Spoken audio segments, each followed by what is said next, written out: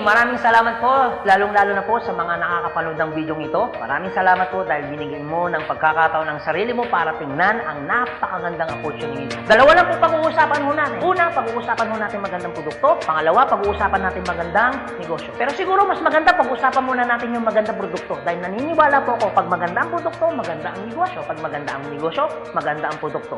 Ang maganda po dito sa product na pag-uusapan natin, ang involved health. Kung tatanungin ko po kayo, maganda bang negosyong health? Kung iisipin mo, magandang negosyong health. Pero at the back of your mind, hindi ka sigurado kung magandang health. Sige, tingnan natin. Kung tatanungin ko po kayo, importante ba sa tao ang health? O sobrang importante? Alam mo kung bakit ko tinanong yan? Simple. Pag tinanggal ko ang tao, may health. Pag tinanggal ko naman ang health, may tao. Ngayon uulitin ko, importante ba sa tao ang health? O sobrang importante? Kung sobrang importante sa tao ang health, anong ibig sabihin? Nagiging importante na rin sa tao ang business mo. Dahil ang business mo, health. Since tao po pag-uusapan mo natin, naniniwala po ba kayo na ang tao may katawan? Oo naman. Kung tatanungin ko po kayo, importante ba sa tao ang katawan o sobrang importante? Kung sobrang importante sa tao ang katawan, what if mapabayaan ng tao ang katawan? So ano nangyayari? Nagkakasakit. Pag nagkakasakit ang tao, anong ginagawa? Nagpapadoktor, nagpapacheck up, nagpapagamot. Kung nagpapagamot ang tao, anong binibili? Siyempre, gamot. Ang gamot, gastos hindi. Siyempre, gastos. Pag hindi mo ginastusan, anong mangyayari sa sakit? Siyempre, lalala. Pag lumala ang sakit, anong mangyayari sa katawan? Siyempre, manghihina. Pag nanghina ang katawan, akala ng iba, katawan lang ang nagkakaproblema. Pero hindi na alam, apektado ang trabaho. Pag apektado ang trabaho, apektado ang kita. Pag apektado ang kita, ang pinaka-naapektuhan sa lahat, yung pamilya. Ang pinakamalupit na naapektuhan pa sa tao, yung pangarap mo. Sabi daw nila, madali raw kitain ng pera pag masipag at matyaga. Opo, tama po, madaling kitain ng pera basta masipag, matyaga. Pero ito naman sasabihin ko sa'yo, the moment na magkasakit ka, madali rin ubusin ng sakit ang pera mo. Lagi ko po ito sinasabi, anin mo ang limpak-limpak mong salapi kung punong-puno ka naman ng sakit. At ang pinakamahirap po dyan, wala na nga pera, mahirap na nga, may sakit pa. Yun ang masakit. Since present ang sakit, ano ngayon ang gagawin mo para hindi magkasakit? Simple, wala ka ng choice. Uulitin ko, wala ka ng choice. Kailangan mo nang uminom ng food supplement. Alam kung bakit? Marami ng kumpanya ng tayo. Marami ng pharmaceutical ng tayo. At hindi naman nila i-inventoyin ang mga produktong yan kung hindi kailangan. Bakit? Kasi kailangan mo na talaga. Ngayon, pwede mo sabihin sa akin, teka lang Anthony, food supplement? Gastos yan eh. Opo, gastos nga ang food supplement. Pero ito naman sasabihin ko sa'yo, di bali nang gumastos ako, at least healthy naman ako. Bakit? Pag nakakasakit ka ba, ano bang ininom mo? Di ba gamot? O tanong, gastos hindi. Di ba gastos? Kung ikaw tatanungin ko, anong gusto mo? Gumagastos ka na healthy ka? O gumagastos ka, may sakit ka? Parehas na gastos. Ang malupit mo niyan, every time na gumagastos ka, may sakit ka pa. Komportable ang katawan? Siyempre hindi. Sabihin na natin gumagastos ka dito, at least healthy ka naman. Ang pinakamaganda sa lahat, bukod sa healthy ka na, business mo pa. Dahil business mo ka, kumikita ka pa. Ang pinakamaganda sa lahat, bukod sa healthy ka na, kumikita ka pa. Bukod sa kumikita ka na, healthy ka pa. Ano ngayon ang pakiramdam na bukod sa healthy at kumikita ka na, nakakatulong ka pa? Maganda o napakaganda? O sige, pag-usapan naman natin yung magandang negosyo. Maaaring nagustuhan mo yung product, maaaring bibili ka ng product. Pero ito yung totoo, gagawin mo kayo negosyo. Kasi bakit? Pag business ang pinag-uusapan, hindi naman kasi lahat ng tao business-oriented. Karamihan ng tao is career-oriented. Alam mo kung bakit? Marami kasing tao na pagdating sa business, ang dami niyang perspective. Alam mo isa sa mga perspective ng tao pagdating sa negosyo? Una, wala akong pera. Pwede mong sabihin sa akin, teka lang Anthony, wala naman akong pera. Kanina, nung pinapanood mong video nito, wala kang problema. Pero ngayon, may problema ka na. Ano? Pera. Pangalawa, ang maaaring problema mo, wala akong time. Pwede mo sabihin sa akin, teka lang Anthony, okay yung negosyo kaso nga lang wala akong time. Walang kaso. Pero mayroong mas worse. Wala ka nang time.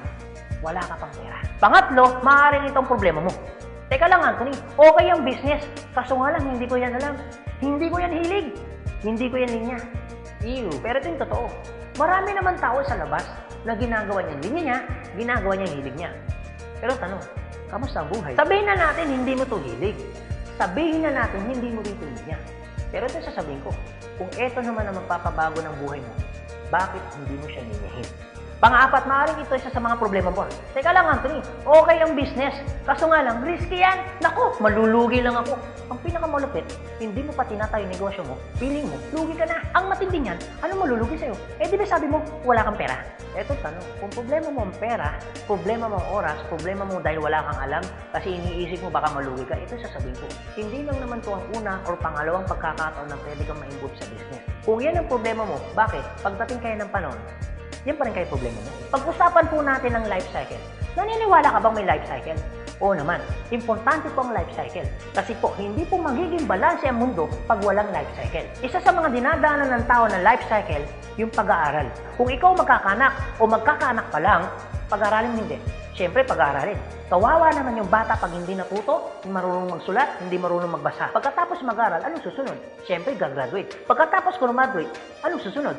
Siyempre, magtatrabaho. Pero pansinin mo to. Meron po mga tao hindi nakapag-aral, hindi nakagraduate, pero nagtatrabaho. Bakit? Isa sa mga life cycle po na dinadaan ng tao, kailangan po magtrabaho. Etong tanong, gusto niyo po ba habang buhay nagtatrabaho? Siyempre, hindi. Gustuin niyo man po magtrabaho ng 60 to 65 years old, wala na ho kayong choice. Ang sasabihin ng boss mo, you're out. Bakit? Anong tawag ko doon? Retire. Pag kayo po ba nag-retire, may pera wala? Siyempre, meron. Anong tawag mo doon? Retirement fee. Dahil ikaw ay nag-retire, ang trabaho, tuloy tigil. Siyempre, tigil. Pag tigil ang trabaho, ang sweldo, tuloy tigil. Siyempre, tigil. Dahil tigil ang trabaho, tigil ang sweldo, ang gastos, tuloy tigil. Siyempre, tuloy. Dahil tuloy ang gastos, ang retirement fee na pinaghirapan mo, maubos hindi. Siyempre, pwedeng maubos. Para hindi maubos ang perang pinaghirapan mo, anong gagawin mo? Maaaring nag-iisip mo ngayon kung ikaw nakakapanood ng video nito. Maaaring siguradong maiisip mo ngayon, business. Ito tanong. Kung papasok ka ngayon sa business para hindi maubos ang pera mo, teka lang, akala ko ba kanina iniisip mo, teka lang Anthony, wala akong pera kasi mamumulan ako dyan.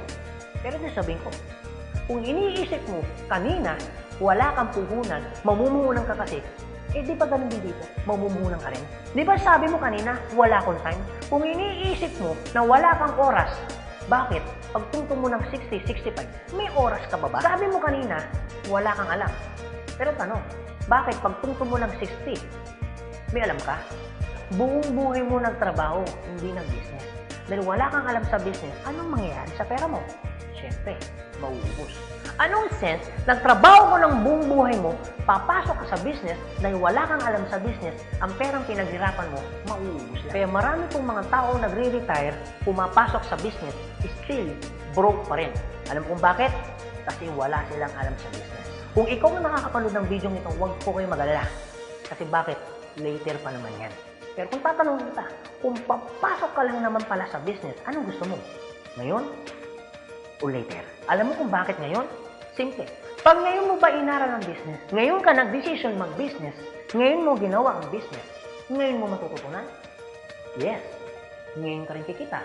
Yes. Pero pag later ka nag-decision mag-business, later mo ginawa ang mag-business, later kang pumasok mag-business, later mo inaral ang business, later mo matututunan? Yes. Later ka rin kikita? Yes. Kung papasok ka sa business, anong gusto mo? Ngayon o later? O sige Anthony, nagustuhan ko yung magandang negosyo, nagustuhan ko rin yung magandang produkto. Pero ito tanong, paano ko siya umpisan? Anong gagawin ko? Paano ako magiging membro ng AIM Global? Ganito po kasi yan. Una po, kailangan nyo pong bumili ng global package. Tanong, magkano naman ang global package? Ang global package po ay 7,980 pesos. Pero teka lang Anthony, mukhang yata ang laki. Opo, malaki po siya kung gastos. Malaki din po siya kung wala kang pera. Pero teka lang, kung negosyo ang pag-uusapan natin, 7,980, malaki o maliit? Alam niyo po, sobrang liit lang po niyan. Maaari pong malaki po ang 7,980 pesos kung hindi mo makikita yung value ng pera mo. So kung gusto ko po mangyari, ipakita ko po sa inyo kung anong value ng 7,980 pesos mo. Una, magkakaroon ka ng product na worth 6,000 pesos. Pangalawa, magkakaroon po kayo ng insurance. Meron po kami tinatawag na personal accident insurance na 200,000, unprovoked murder and assault na 50,000 pesos, 10,000 pesos medical reimbursement. Hindi lang yan, meron pa kami tinatawag na burial assistance na 10,000 pesos. Pangatlo, magkakaroon ka pa ng discount from 25% up to 50%. lifetime discount. Pang-apat, magkakaroon ka naman ng business kit, brochure, CD na kung saan magagamit mo sa pagninegosyo mo. Pang-lima, magkakaroon po kayo ng tinatawag mo namin free medical check-up. CBC, urinalysis, fecalysis, chest x-ray, dental, lahat ng yan kasama po doon sa free medical check-up. Pang-anim, magkakaroon po kayo ng ATM, BDO at China Trust. I suggest po, kung ikaw ngayon ay nasa abroad, mas maganda pong kunin ninyo ang China Trust. Alam kung bakit? This is an international debit card na kung saan po, mawi-withdraw ninyo ang pera ninyo na kahit saang bansa. Kung hindi naman po kayo mag-abroad, pwede po kayong kumuha ng BDO. At hindi lang yan, pang-pito, magkakaroon po kayo ng tinatawag ho naming web page. So ano pong advantage ng web page ho natin? Magkakaroon ho kayo ng DTC, Distributor Tracking Center, na kung saan mamomonitor nyo lahat ng transaction na nangyayari po sa business ninyo. At hindi lang yan, ang pinakamaganda, yung pang-walo. Meron po kami tinatawag na scholarship program. So ibig sabihin, pag naging member ka ng AIM Global, automatic bibigyan ho namin kayo ng scholarship certificate. So ang maganda po doon, sa scholarship po natin, transferable. Ibig sabihin, kung ikaw yung member, siya hindi member, kahit hindi mo kakilala, pwede niyo po itong i-transfer. At hindi lang ho yan. Ang maganda po sa scholarship po natin, ito po ay wala pong expiration. Kung ngayon ka ng member, bukas o bukas makalawa o 2 to 3 years from now, saka mo palang ginamit yung scholarship po namin o yung certificate po namin, hindi po siya may expire. Pwede nyo pa rin siyang gamitin. Ang maganda po dun sa scholar certificate po namin, wala ho tayong quota. No hidden agenda. Na pag yung bata po in-enroll mo na, hindi ho kayo obligado na gawin yung negosyo. Nasa sa inyo na lang po kung gagawin yung negosyo, hindi. Basta yung anak niyo po, tuloy-tuloy po yan sa pag-aaral. So wala ho tayong hidden agenda, no quota. Kahit hindi ho kayo bumili ng product, kahit hindi ho kayo mag-imbita ng tao, kahit hindi nyo po ito gawin. No obligation, no commitment. No hidden agenda. Yan po yung kabuuan ng global package ho natin doon sa perang binitawan mo na 7,980 pesos. Ang tanong, maganda po ba o napakaganda? Sulit o sulit na sulit? Okay, sige, ganito Anthony. Nagustuhan ko yung magandang negosyo. Nagustuhan ko rin yung magandang produkto. Sige, mag-join na ako. Eto tanong, kung ako pa papasok na ngayon, gagawin ko na yung negosyo. Paano naman ako kikita? Ganito po yan. Una, kikita po kayo sa tinatawag naming retailing. Sa retailing naman po, from 25% up to 50%, kikita ka. Kung hilig mong magbenta, aba, bagay na bagay ka dito. Kung hindi ka naman mahilig magbenta, wala din pong kaso. Pangalawa, eto po maganda. Meron po kami tinatawag na binary income. Sa binary income, dalawa pwede nyo pong pagkakitaan. Una, pwede ho kayong kumita sa tinatawag namin direct referral bonus. Magkano direct referral bonus? 500 pesos. At pangalawa, pwede naman kayo kumita sa tinatawag namin match sales bonus o madalas ang tawag ho namin dyan, pairing bonus. Magkano naman ang pairing bonus? 1,500 pesos. O sige Anthony, mukhang maganda yung binary income na yan. Paano ka pa kikitain yung direct referral bonus na 500 at paano ka naman kikitain yung pairing bonus na 1,500? Okay, ganito po yan. Pag sinabi pong binary, dalawa po yan. It's either ilalagay mo sa kanan o ilalagay mo sa kaliwa. Ang trabaho mo, mag-imbita. Pag ikaw ngayon nag-imbita, at yung inimbita mo ay bumili ng global package, sabi na natin, dalawa yung inimbitahan mo. Yung isa, inimbitahan mo, nilagay mo sa kanan. Yung isa naman, inimbitahan mo, nilagay mo naman sa kaliwa. Pagbili ni A, automatic, meron kang tinatawag na direct referral. Pagbili naman ni B, automatic, may kikitain ka naman na direct referral ng 500 pesos. At hindi lang yan, meron ka pang bonus. Pag may pumasok sa kanan mo at may pumasok sa kaliwa mo, automatic, magpipair po siya. Magkano pong pairing bonus?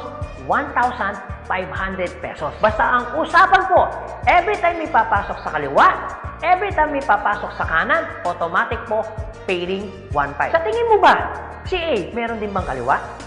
Meron din kanan? Si B, meron din bang kaliwa? Meron din bang kanan? Sa tingin mo ba, ikaw pa ba ang nag-imbita dun sa inimbita ni A and B? Siyempre, hindi na. Eto maganda.